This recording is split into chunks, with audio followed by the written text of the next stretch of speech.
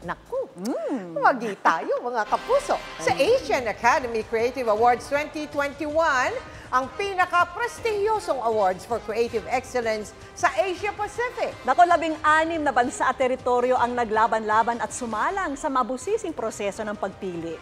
At ang inyong 24 oras ang hinirang bilang Grand Final winner sa kategoryang Best News Program.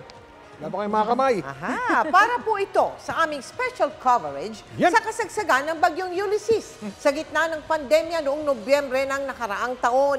Ibinabahagi po namin ang karangalang ito sa bawat Pilipinong inspirasyon po namin sa walang patid na paghahatid ng serbisyong totoo at pagbabalitang walang kinikilingan at walang pinoprotektahan. Muli, mula sa kaibuturan ng aming puso, maraming salamat po sa Asian Academy Creative Award. At syempre, maraming salamat sa inyo, aming mga kapuso. Para po sa atin ito.